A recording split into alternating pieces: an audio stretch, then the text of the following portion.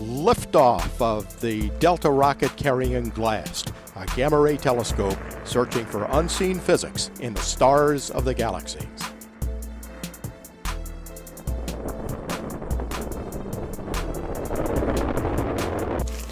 Et salut à toutes et tous, bienvenue dans cette nouvelle vidéo. Cette fois-ci, on va attaquer le Chevalier d'Or de la constellation du Lion. Et alors, cette constellation avec l'étoile Regulus. Allez, on attaque Regulus, l'étoile la plus brillante de la constellation du Lion. C'est une étoile très chaude. En surface, il apparaît qu'elle soit d'ordre de 20 000 Kelvin. La distance par rapport à nous est de 78 années-lumière, ce qui correspond à 23,91 parsec, magnitude de moins 0,56, avec un éclat 140 fois plus élevé que notre Soleil, et sa magnitude apparente et non pas absolue, ce qui n'est pas la même chose, est de 1,36. Pour les magnitudes, je vous renvoie vers le lien sur un observatoire de Paris, mais vous pouvez également aller sur les sites des observatoires près de chez vous directement, où vous tapez magnitude absolue et magnitude apparente et vous le saurez directement. Et Regulus possède une compagne peu lumineuse, tout juste accessible par la nuit éclairée avec une paire de jumelles. Ça peut être sympa. Et on passe à Denebola ou Beta Léonis, la deuxième étoile la plus brillante de la constellation. Étoile de type A à 36 années-lumière de nous, c'est-à-dire 11,03 parsec.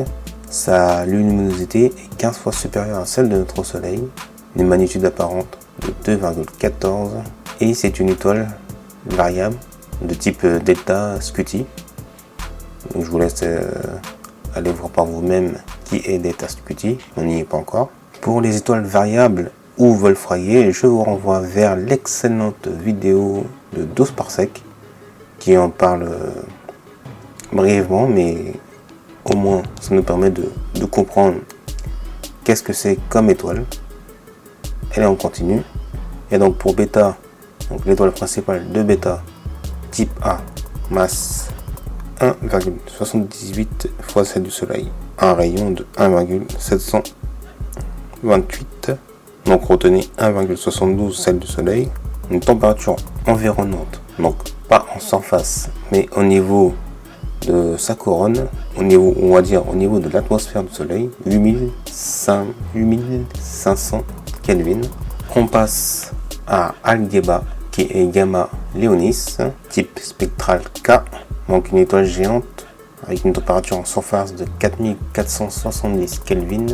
Sa luminosité est 180 supérieure à celle du Soleil. Encore une belle étoile et un diamètre 23 fois celle supérieure à celle d'être énorme. Imaginons le ciel qu'on pourrait voir avec une telle étoile. Et l'étoile compagne à une magnitude de plus 3,51.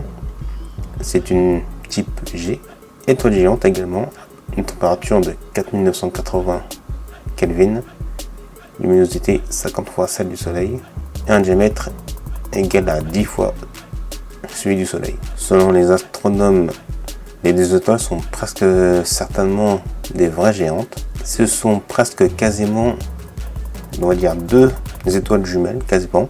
Les deux étoiles sont distantes entre elles de 170 unités astronomiques. Mais c'est hallucinant de voir les distances qu'il peut y avoir dans un système. Donc comment deviner qu'on peut regarder deux étoiles qui sont ensemble avec une telle distance? C'est ahurissant. C'est 4 fois la distance Pluton-Soleil. Donc Kismayas. Et elles sont dans une danse orbitale de 619 ans. Passons à Delta Léonis, qui est Zomas, une étoile ordinaire de la séquence principale.